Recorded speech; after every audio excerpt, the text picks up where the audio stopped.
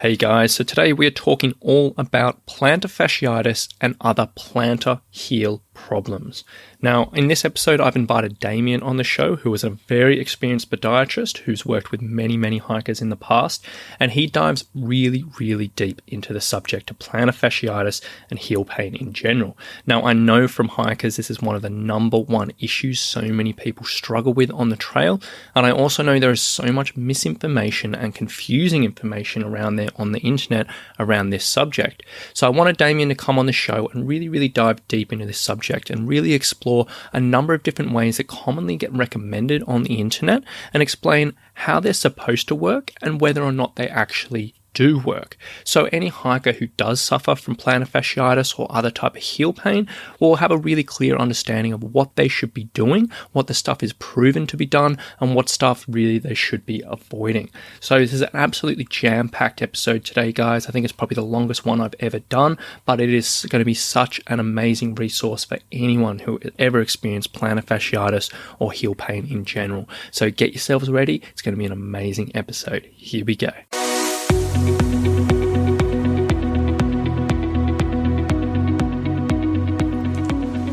Hey, my name is Rowan Smith and I want to welcome you to the Training for Trekking podcast. Now, this is the world's very first podcast which is entirely dedicated to helping you train, prepare and conquer your upcoming hike, trek or mountain adventure. So once a week, I'm going to be giving you quality and practical information on the subjects of physical preparation for trekking, dealing with altitude and nutrition on the trail, so you can know everything you need to be doing to have the best chance of a safe, enjoyable and successful adventure. So now you know what you're in for. Let's get into today's episode. So welcome to the show, Damian. Thanks for coming on. No problem, Rowan. It's great to be here and to have the opportunity to talk about a common problem. Yeah, I'm so glad you took the time to come on this podcast because, as we were saying before we hopped on, you know, the subject around plantar fasciitis is just so misunderstood and there's so much terrible information out there and so many hikers need help. So hopefully we can dive into it a little bit deeper and sort of maybe explain a few of the common myths. So hopefully some hikers will get some good value out of today. Yep, I hope so. Yes, I mean, I'm a podiatrist, I should say that, number one. I know you sort of describe yourself as a coach first and a hiker second, and I kind of think that's what I am. Haven't done a great deal of long or multi-day type hikes except a few years ago when I was involved with the Scouts. But my role now is much more about supporting people through things like the Oxfam trail walks and my wife and friends who do multi-day hikes, and I tend to be the driver and the first aid and the foot fixer. Yeah, fantastic. And for people who, I know in the past we've had another podiatrist on the show, but for people who are not 100% sure what a podiatrist does, do you want to break that down just in some general terms? Okay, so we're generally degree, bachelor or master's degree trained in university. We specialize in treating sort of foot and lower leg conditions, everything from skin and nail conditions to muscle and bone problems, sports injuries, workplace injuries. We do minor surgery, skin and nail type surgery, and some podiatrists have advanced training in bone surgery. So pretty much podiatry is your kind of go-to number one professions for foot, ankle and walking, running problems, anything to do with the lower limb. Does that sound fair enough? That sounds fair enough. And I think that's exactly what we need to cover this subject. So to get into it then, so we're talking all about plantar fasciitis today. Would you mind describing what plantar fasciitis actually is and why is it such a common thing for hikers? Okay. Plantar fasciitis is a term that's sort of been used commonly to describe pain underneath your heel. Now, plantar is an anatomical term which refers to the sole of your foot, and fasciitis it means inflammation of the fascia. So anything with itis at the end means inflammation. Now, it's a bit of a misnomer. It's a common name for what has also been referred to as heel spur syndrome or plantar fasciopathy. Some people have called it a much more general term these days, which we call plantar heel pain, because there are so many different reasons why you get this same pain. Now, plantar fasciitis as a condition is a very common cause, but it's one of over 30 different causes of this pain underneath your heel. It's typically where this plantar fascia, which is a tissue similar to tendon or ligament, attaches to your heel bone.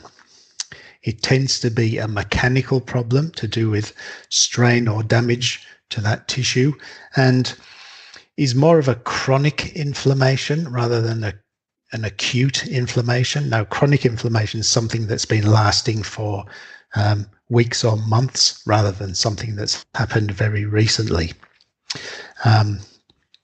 There are lots of different factors such as vascular, metabolic or genetic factors, which are all linked to a degenerative change in this fascia tissue.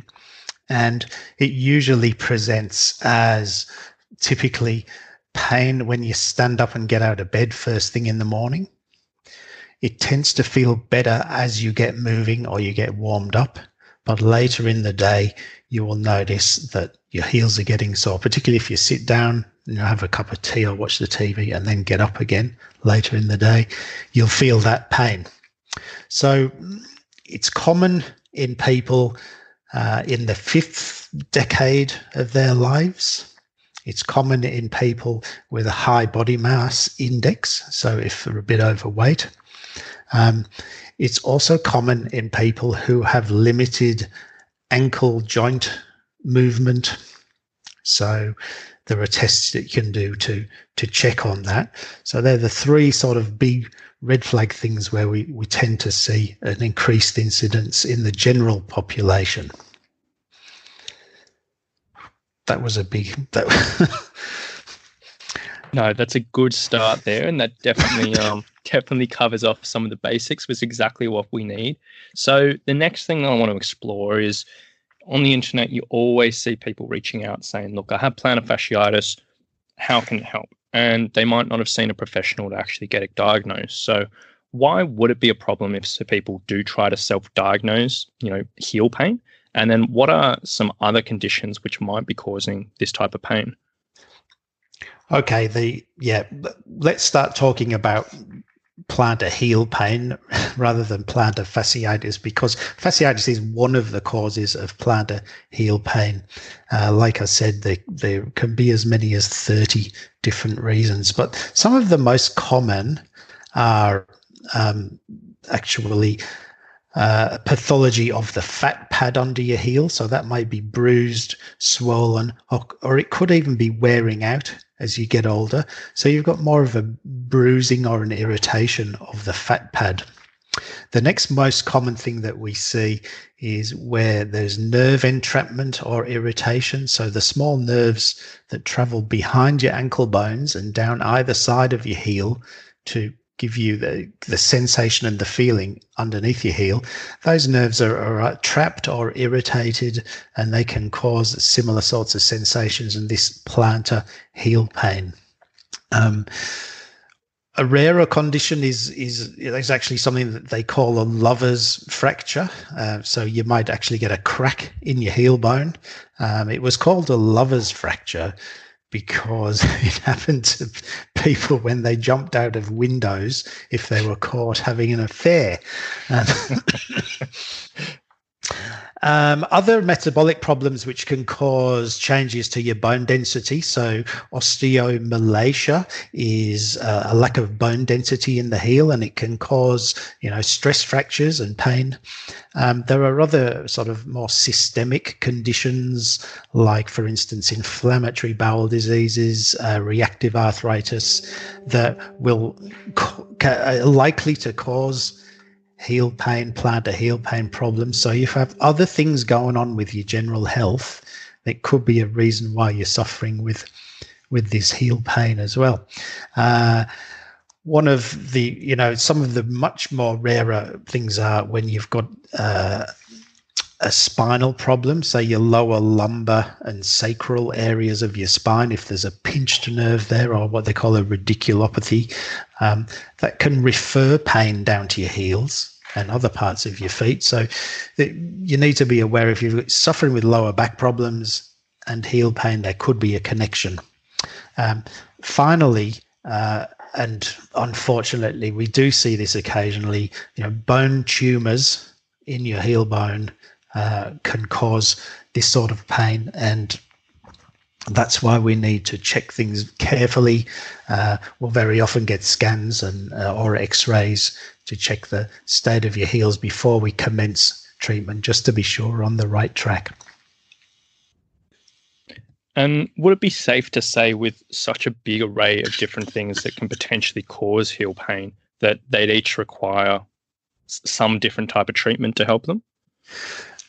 There'll always be a slightly different approach to treatment, because what we want to do is reduce the strain or the load on the tissue that's damaged or inflamed. So it may not actually be the fascia. For instance, you might have a small muscle tear or a muscle strain which is swollen and sore, perhaps pressing on one of the nerves or crowding the area where the fascia attaches to the heel bone and causing that sort of pain. So we need to identify the structure that's causing the pain, and then do what we can to firstly relieve the pain and then allow proper healing of that structure so that you can get back to the things you love to do. I suppose the one thing that I didn't mention, which is like almost the elephant in the room, is the heel spur. Heel spurs are a small shelf of bone which grows out from the heel bone and are rarely the actual cause of the pain. It's usually inflammation of the tissues in that area that are the cause of the pain. So you can't simply remove the bony spur to solve the problem. So to ask for treatment for a spur, you're sort of barking up the wrong tree there. Another point I'd like to make, or question I'd like to ask you, is quite often people that reach out to me, they're preparing for their treks, they're preparing for their hikes, and they pull up with some type of foot pain or heel pain.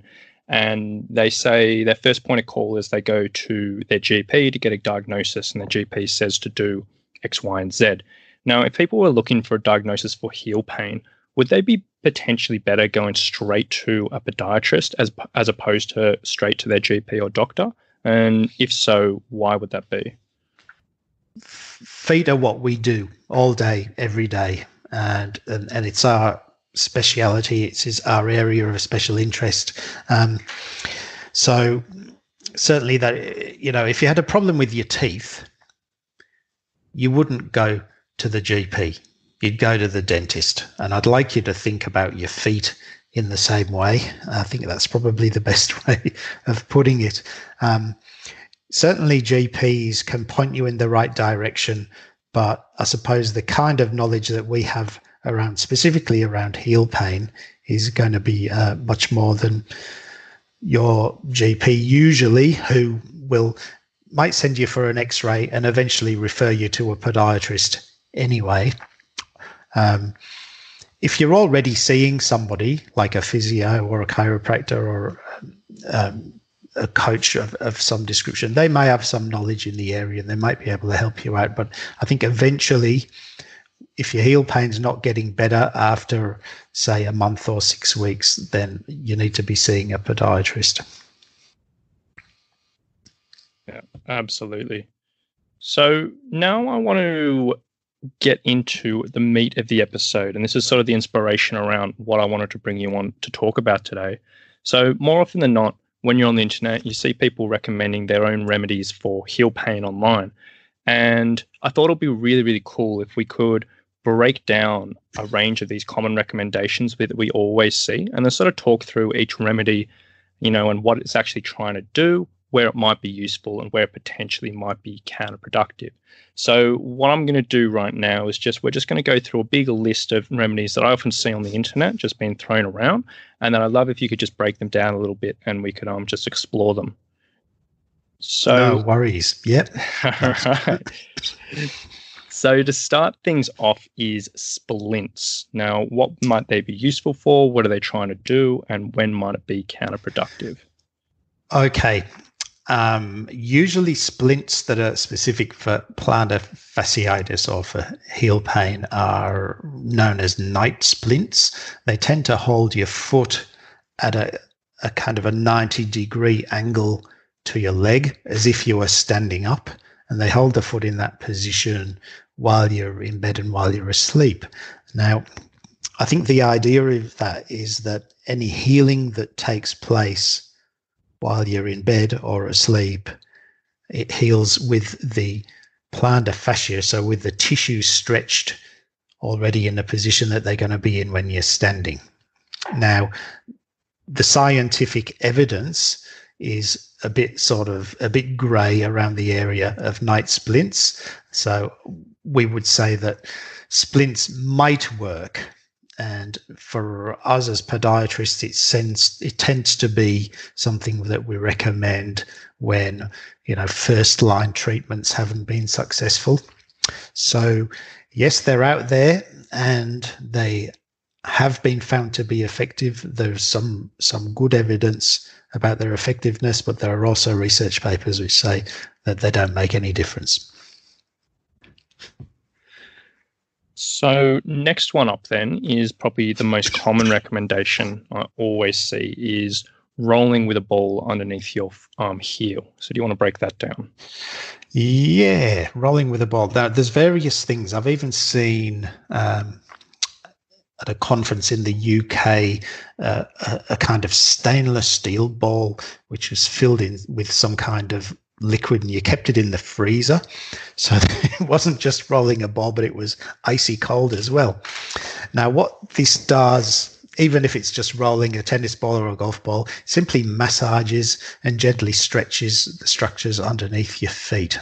So it might provide you with some pain relief while you're doing it, but there are actually much better ways of stretching or loading the tissues to help them to heal properly.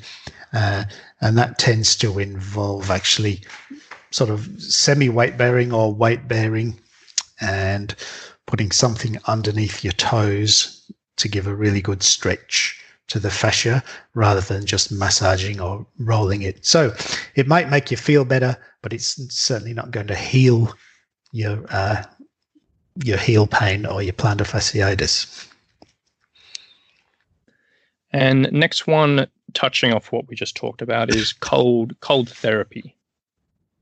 Cold therapy. So icing or putting a bottle of water in the freezer and getting it out and rolling your foot over it. And now at the end of the day, if you've been on your feet, maybe you've been on a long hike and you don't have the opportunity to plunge your feet into an icy cold creek, that kind of thing is good for sort of reducing heat and a bit of localized inflammation. It's not going to help fix your plantar fasciitis or your heel pain, but it will make your feet feel better if you've been on a long hike or if you've been on your feet all day. If you think about sports teams and what you see them doing for recovery after a big game, they're going for ice baths and swims in the ocean, that kind of thing. So cold therapy can be helpful for recovery after, a big hike, a lot of exercise, but I'm afraid there's no evidence to show it helps in curing plantar fasciitis. All right. Next up is acupuncture. What do you think about that? If we're talking about acupuncture, we're talking about sticking needles into your feet. So there are two ways or two forms, if you like, of this needle therapy. So traditional Chinese medicine acupuncture has been around for years and years, and a lot of people find it very effective in treating all kinds of conditions. The other approach is something called dry needling, which tends to be used by musculoskeletal therapists, so podiatrists, physios, chiropractors, and there's not very much good scientific evidence. However, most people who've had it done, the dry needling or the acupuncture, will say it really helped. And lots of people, there's lots of anecdotal evidence that say people are getting really positive results with dry needling, trigger point therapy, into the muscles in your calves and into the areas that are painful. But again, it's more about pain relief rather than actually curing the damaged tissue underneath your heel. So yeah, I suppose the jury's out. It's something that might work, but it's not going to cure the problem as far as we know. And then next up is the really common and contradictory recommendations around either barefoot walking or never being barefoot and always wearing a thick shoe. Okay. So treatments that we know to help plantar fasciitis or plantar heel pain are strapping or taping the feet and supporting the feet either with orthotics or arch supports or even just wedging in the shoe. So these are things that we know work and that there is scientific evidence to show that they improve plantar heel pain or plantar fasciitis over, weeks and months. So there's good scientific evidence around those things. That sort of contradicts the notion that going barefoot is better, because strapping and support are recommended treatments. So being barefoot really doesn't sort of go along with those ideas. So walking barefoot is not going to help, I'm afraid. It might feel better, but it's not going to help. I will sort of qualify that in some ways, is that if you're doing loading or stretching exercises, you will be doing them barefoot because you need to get a lot of extension or, stretching underneath your toes to pull your toes back. So don't walk around barefoot if you can avoid it, but you do need to be barefoot for your exercises. I've said it. There you go. You might get a bit of hate mail from that one. There we go. Next one is Birkenstocks. Birkenstocks. So they've been around for years. And that German company that made the cork sandals that had a bit of an arch support in them and a molded kind of footbed. The thing about Birkenstocks is, apart from their colors, they really haven't changed very much over the years. I think you can do a lot better than Birkenstocks if you want some kind of footwear that's got a molded footbed, and some kind of arch support built into them. The first thing about Birkenstocks is they're quite flat, and we tend to recommend people have a little bit of a heel raise. It changes what we call the ankle joint moment, so the forces that are going through the foot and the heel when you have a little bit of a heel raise. So Birkenstocks, some people find very comfortable. I prefer you look for something similar that's got a little bit higher in the heel, or more of a wedge, some arch support, and there are a number of brands of thongs and slides that will provide those features that I would favour over Birkenstocks. However, people have been wearing them for years and they love them. And they did have a bit of a sort of a comeback a few years ago in the summer, didn't they? With those fashionable young people. Yeah, that's my girlfriend Ali. She's never leaves the house without her Birkenstocks. Can't tear away from them. So. Well, that's good, and she'll probably tell you that's the reason she never has any heel pain. Yeah, that's it. I wouldn't mind. Off the top of your head, can you think of any of the brands that do have a little bit of a heel raise in that type of footwear? It's really probably, this is your your casual footwear. So from the bottom end of the price range, there's a brand called Archies. They're thongs. They come in lots of different colors, and they've got arch support and a bit of a heel lift. They're designed by a physio. A lot of us podiatrists love them. Then you move up through sort of the Scholl, Author Heel brands, which again are arch support, thongs and slides. There's another brand, Vionic, which again you're getting up sort of towards the $100 figure for those sorts of things. They're thongs and slides, which have good arch support and good heel lift in them. Some of your sort of sports shoe stores also stock different brands of, arch support and what they call recovery sandals or footwear.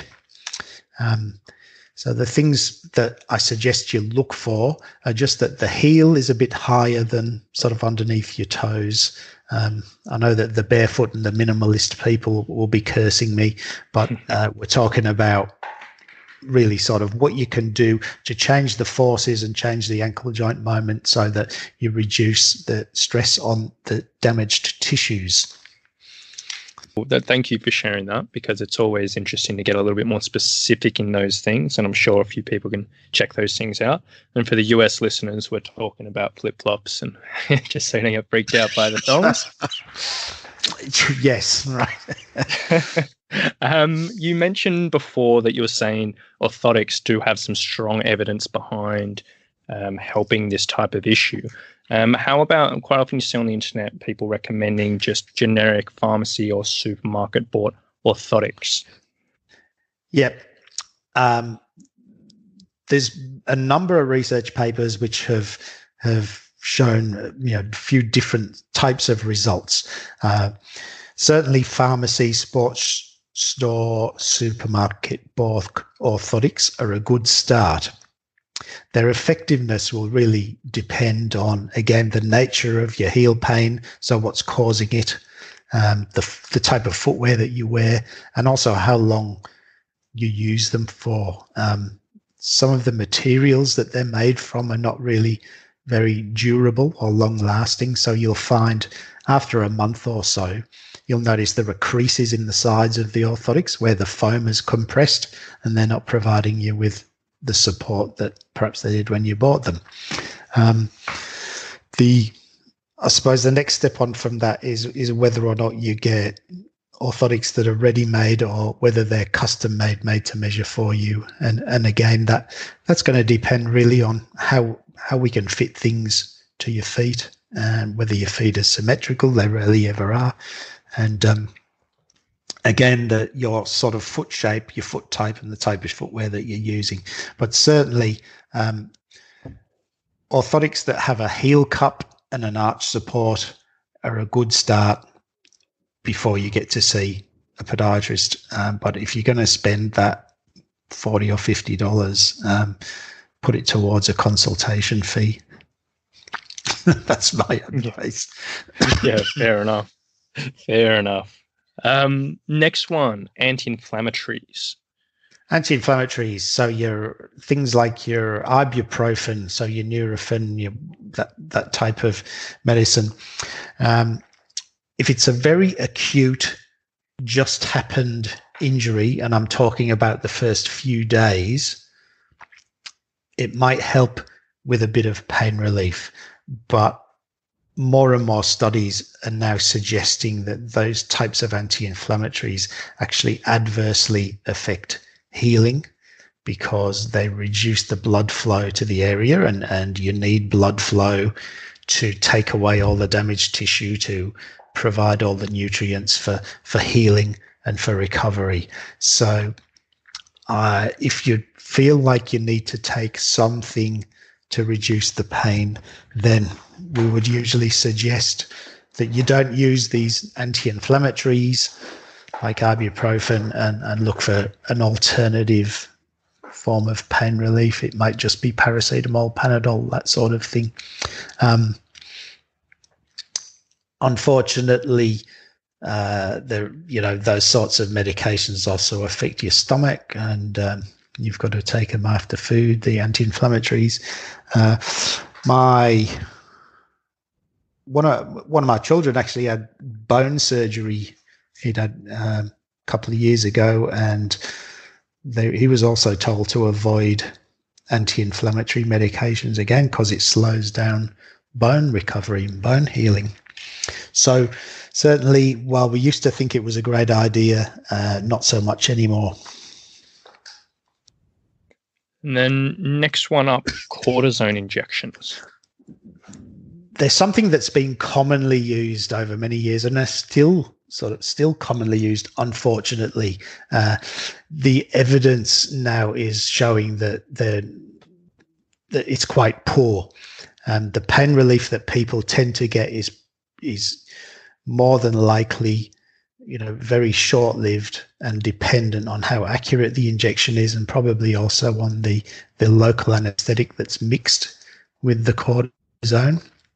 There are many more risks than people previously understood, so they're finding now that the cortisone might reduce the inflammation, but it'll also weaken tissues. So, for instance, it used to be commonplace to inject tendons with cortisone to get a faster recovery. They're finding now that it also massively increases your risk of a full rupture of a tendon. So cortisone injections used to be a kind of go-to thing. Your GP would stick a needle in your heel in the surgery, and it's very, very painful, let me tell you. But unfortunately now, it's something that you should avoid at all costs. Next one up, and one that I really know nothing about, is mini tran patches, if I said that right. Right. So these are patches which contain drugs that are used to treat heart disease or angina, people commonly know it as. People sometimes would have a little pill they'd put under their tongue, or a spray if they got an angina attack, which is where the blood vessels in your heart are not working well. So they found that these patches would, if they were stuck on an area where there was an injury, would help to increase blood flow in the area. And the idea was that it might help with recovery or curing, tendinitis and also heel pain. Excuse me. There was a research study done in 2013, which was in Iraq. There were 50 odd subjects in the research. They were all overweight. For 2 weeks, they stuck these angina patches on their heels to try and help to reduce their plantar fasciitis. At the end of 2 weeks, 13% had greater than 50% reduction in the pain. So they're not fantastic results. It's certainly not something that's licensed or used in that way here in Australia. I'm not sure that anywhere in the world those sorts of patches are licensed for use in the management of heel pain. And what can I say? There are better treatments with a lot more evidence behind them. That's my answer. No, that makes sense. That makes complete sense. And I threw that in there because I saw that the other day and I never heard anything about it. So I'm glad thank you for breaking that down. Next one we got is plantar fasciitis socks. Now, there are a number of companies coming out with these sorts of things, and I've found them to be really helpful. I don't think there's a lot of research, evidence-based research out there behind them. However, anecdotally, it makes a lot of sense because taping and strapping helps to sort of compress and support the area, and there's good evidence for taping and strapping. These compression socks or compression garments, and we're seeing a lot more of those sort of compression type things. You watch any any even sort of professional sport on the TV now, and you'll see people wearing things on their arms and on their legs. In the long and short of it, compression reduces inflammation in the area, so it's effective in reducing pain and getting you moving. So I'm a bit of a fan of these so-called plantar fasciitis socks, as long as they're providing compression in the right places, and just be careful about taking them off when you go to bed. I mean, some of them say they're good to be used overnight, but mostly, I'd suggest taking them off when you go to bed. You should be careful if you've got any circulatory problems, because if there's too much compression, you're cutting off the blood supply, and that's not going to be good, not for your hiking career. Yeah, I made the mistake when I was on Kokoda I was wearing my compression tights overnight, but then I was like, one day, I was like, yeah, I'll wear my girlfriend's compression socks as well. And after an hour or so of that, I was not in a good way wearing them. They're a little bit too small for me. So I can speak from experience there. Be smart with it. Yeah. So you've mentioned a couple of times that taping and strapping have some good evidence around it. If you are looking at taping and strapping, what are you specifically trying to do? What we're trying to do is put some compression onto that fat pad on your heel, and also to support the arch of your foot. So there's a technique known as low dye, D-Y-E, taping. So L-O-W, low, D-Y-E. And this was after Dye was the guy that first sort of described these taping techniques. Get on YouTube. There'll be 1,000 videos showing you low dye taping. What's worthwhile is using the rigid sports tape. So if you've got it, rather than the multicolored, stretchy, what they call like kinesio tape or rock tape, which again you see on a lot of sports people on TV, but the rigid sports strapping tape, the brown stuff that you see is the best sort of tape for that. Generally, you got to leave it on for up to a week, and you should continue with that taping for up to 4 weeks. After 4 weeks, if you haven't experienced a sort of a 50% reduction in pain, then we need to review you. But certainly the taping has got good evidence behind it. It helps to give your feet more support, and all being well, your skin can tolerate the adhesive. That's the other problem. Some people need to find a hypoallergenic tape, but it's certainly worth doing as a first-line treatment and something that you can do at home. Yeah, fantastic. And you beat my follow-up question there, because I was going to talk about the if you're allergic to tape, because I know a few people I've worked with previously have been in that situation. So when you're leaving the tape on, you said for about 4 weeks. Is this for through day to day, while you're sleeping, while you're training? Is there any times you would take it off, or you just leave it on as much as you can? Or you can take it off overnight if you need to let your skin recover. Usually if it's applied well and you're careful, it'll stay on in the shower. Obviously, if it gets dirty or it starts peeling off or it gets soaking wet and it doesn't dry out, then it needs to be replaced. The issues I think are around you actually getting your skin damaged and becoming moist and macerated and then breaking out. Unfortunately, I've seen people taped up a couple of times, and we come to take the tape off and we take the skin off with it. That's not pleasant. Cool. So next one is soaking your feet in Epsom salt. Magnesium sulfate is what makes Epsom salts. Now, there's been a fair bit of sort of talk, if you read around the internet about magnesium and how it can help with various conditions. If you put Epsom salts in warm water and soak your feet in it, there's a very minimal amount that's actually absorbed through your skin. I think probably the main benefit is from just soaking your feet in warm water and sitting still for 20 minutes. Some people recommend actually drinking solutions of Epsom salts. As far as treating plantar fasciitis or plantar heel pain, I don't think there's any good scientific evidence behind using Epsom salts. I don't have much else to say about that. Fair enough. Well, in the same vein, the next one is essential oils. Again, this is an area where there's not a lot of great evidence. Now, there are some oils that are recommended for people with arthritic complaints. Particularly the kind of the menthol, the minty type things.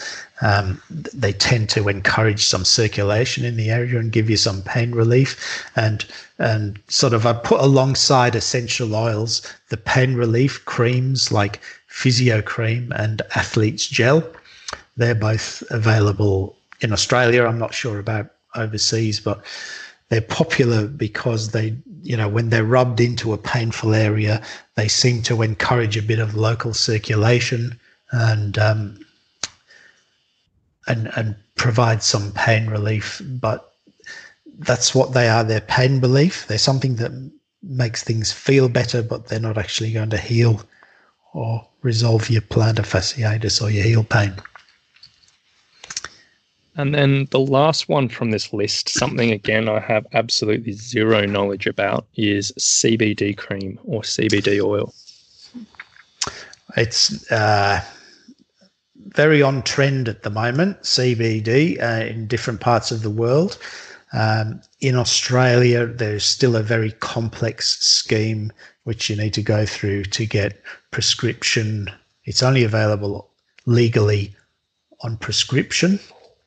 I haven't found clinical trials or sort of proper research papers relating to heel pain, but there are lots of anecdotal stories and evidence about general well-being and people all of a sudden being able to get up and move around after using cannabis products, whether it's CBD or whether it's the actual sort of more potent capsules that are available.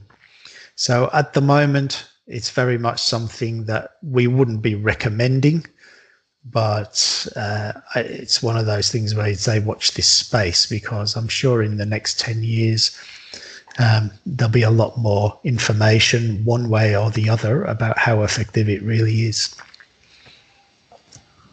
Yeah, fantastic. And then to sum all of this up, like taking all of these things we've talked about and maybe some things we haven't talked about, if someone was experiencing heel pain, what would you recommend as their sort of best course of action?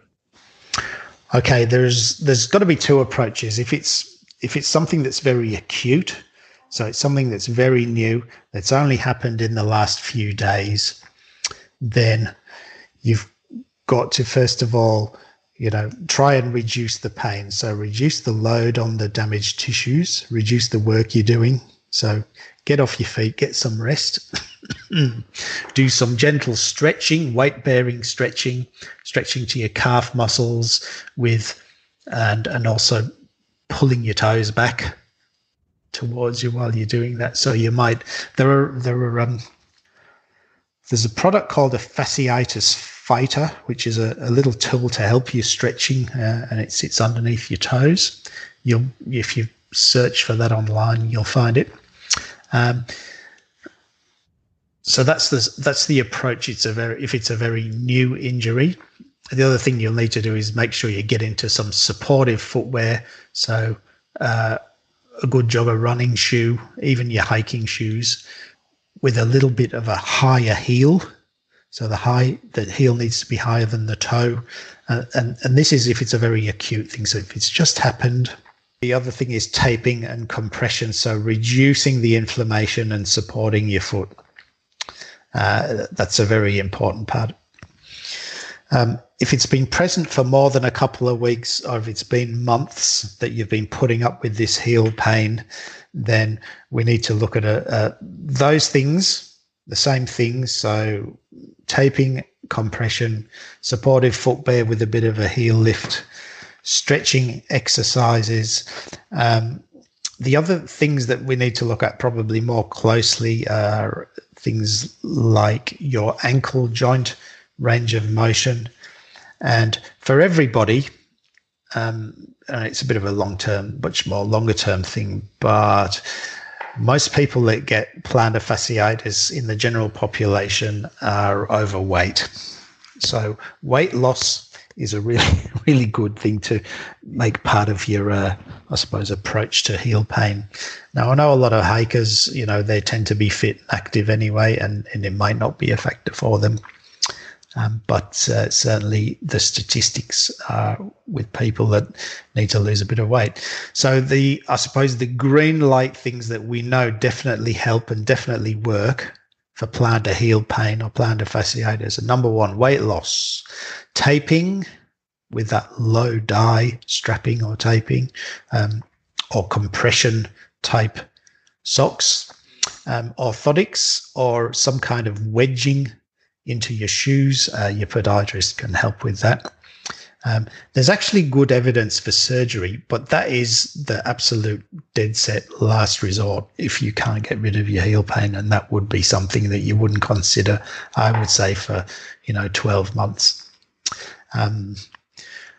There's a lot more sort of good evidence about shockwave therapy, where they use sort of concentrated radial sound waves. So you might see some practitioners using shockwave, which is a sort of a tapping, banging kind of sound that the machine makes that sends shockwaves into the tissues, that helps with pain relief, stimulates healing and blood flow in the area. There's a growing body of evidence for manual therapies like stretching, strengthening, and mobilization of the joints around your ankle and the small bones in front of your heel bone. Definitely stretching the tissues, so stretching the plantar fascia and the tissues underneath your feet, and also your calf muscles. So what you need to be able to do, and it's something you can, again, another thing you can look up online or look up on YouTube, is a lunge test. So you should be able to carry out a lunge test where you stand with your foot pointing at a wall, and your toes should be at least 10 centimeters from the wall, and you should be able to bend your knee and stretch your ankle forward till your knee touches the wall. If you can't do that, then you need to do some work on stretching those calf muscles. Night splints, like I said, have got a bit of a mixed report with the evidence, but some people are finding them helpful. And also strengthening the small muscles in your feet. So doing exercises like picking up marbles and pencils with your toes and things to help the little muscles in your feet. Most podiatrists be able to advise you, physios and other trainers and coaches advise you on strengthening the small intrinsic muscles in your feet. There are some treatments for which there is not a lot of good evidence, but they are new and showing a bit of promise. So things like stem cell therapy, PRP, and autologous blood injection. So this is when they'll take some blood from you. They'll either put it in a centrifuge and take out the platelet-rich plasma, or they will take blood from you and run it through some kind of processing, and then it's injected back into the painful area. For some conditions, there's really good evidence that it's helping, and there's a lot of research going on. At the moment, there's nothing that's saying that it's good for heel pain, but mixed results. Like I said, I think it's going to look better one way or the other. We're going to be more certain in the coming years. Ultrasound has been around for years and it's been found to be fairly useless. Low-level laser therapy is something that we're seeing a lot more with some therapists, but again, the evidence is not quite there yet. We've mentioned corticosteroid injections, avoid them if at all possible. So there's your rundown of all the kinds of treatments that are available from what you can get at the chemist to what you can get from podiatrists, physios, trainers, coaches, and even from surgeons. Perfect. And I think that is a great rundown of everything. So I appreciate you going into so much detail, because that is a really, really good resource you've just sort of put together for people to understand a little bit more about this. So that's amazing. Now, before we wrap things up today, is there anything else you'd like to add, anything we haven't covered, or any other points you wanted to make? Okay, I suppose one last thing, which is something that we see mentioned in a lot of the forums online, is about, shoe fitting, boot fitting. Someone's got a pair of old favorites that have finally given up on them, and they don't make that model anymore, and they don't know where to go or what to do. So there's a few things that you need to consider is, as you know, when you're hiking or walking for a long distance or a long time, your feet do tend to swell and grow. So try and go shopping for boots or shoes later in the day when your feet have at least swollen up a little bit. Take the socks that you would usually wear with you to try them on. And of course, if you've got any kind of orthotics, arch supports, inserts, insoles, make sure you've got them with you as well. Now, when you're trying on your shoes, unfortunately, manufacturers have got all different sizing systems. So you can't just go along and say, I'm a size 8 or a 7 or whatever anymore. You might find that you're trying on a 7 in one brand and a 9 in another, because there can be a couple of sizes difference, even though they're actually the same shape, same length, whatever. Don't be afraid to pull out the footbed or the inner sole that's in the shoe that you're trying and stand on it, because then you can see where your toes will lie in the toe box. Most of the problems people have are around the toe box because the shoe's just not the right shape for their toe area. So if any part of your foot's hanging over the edge of that inner sole, then you might need to consider a different brand or a different style. It's got a different shaped toe box or a bit of extra width. So they're the few things that I really recommend when you're out there. Go and try them on in a shop where they actually fit them for you, and you have the opportunity to walk over perhaps different surfaces. I know some of the bigger outdoorsy type shops will have some steps or some rocks for you to walk over, just to see how they feel sort of on the uphill and on uneven ground. It's well worth making the journey to make sure your shoes get fitted properly.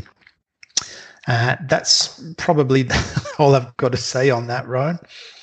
Perfect. And then just to finish things off today, if someone was trying to find you, whether it's online or work with you in person, like where are you based? How could they reach you? Is there any information you'd like to share around that? Okay, yeah, that's fine. We're at Yamina Podiatry, which is about an hour north of Sydney on the Central Coast. If you look up Yamina Podiatry, UMINA podiatry.com.au, our website's there. My name is Damian Gough, and you can find me on Facebook and Instagram and Twitter and all those usual places if you need to connect with me personally. And I think that one of the resources that we have that particularly can help with heel pain is on the Yamina Podiatry website. There's a button to click to find your foot pain. And there's a great resource we've got there where basically there are pictures of feet. You click it and it tells you what could be wrong. So through the Yamina Podiatry website. Perfect. Well, I'll put a couple of links below in the show notes so people can find the website and find that little find your foot pain thing as well. But Thank you so much for coming on, Damian. This has been an absolutely fantastic episode. You've delivered so much value. You've cleared up so much information, which I'm sure a lot of it was new to me, and I'm sure a lot of the listeners listening in will get a lot of value out of this. So I really appreciate you coming on. Oh, you're welcome. It's great. I mean, yeah, I know I might have started some arguments as well, but all I can comment on is either on the evidence or, my own opinion. I've got 30 years under my belt looking after people's feet, and we get good results, and they can get out there and do what they want to do. Oh, beautiful. Well, thank you very much, mate. You're welcome. Bye for now, Ryan. Awesome. So I hope you've enjoyed this podcast today, guys, and I really hope if you've ever experienced plantar fasciitis or foot issues in the past, or whether you deal with them in the future, this is going to be a really amazing resource to help you get through that. Now, if you have been listening to this podcast for a while and you have been enjoying it, I do have something I very much would like to ask you. At the moment, the world is in craziness, and in amongst everything, small businesses are really, really getting hit hard. And I genuinely am not too proud to say that Summit Strength, my own personal business, is getting a little bit of a downturn, to say the least. So many people in the same boat, but it is happening to me. And so I would ask a very, very small favor from you in this time. If you haven't done it already, I would absolutely love if you could leave me a short review on this podcast on whatever platform you're listening to.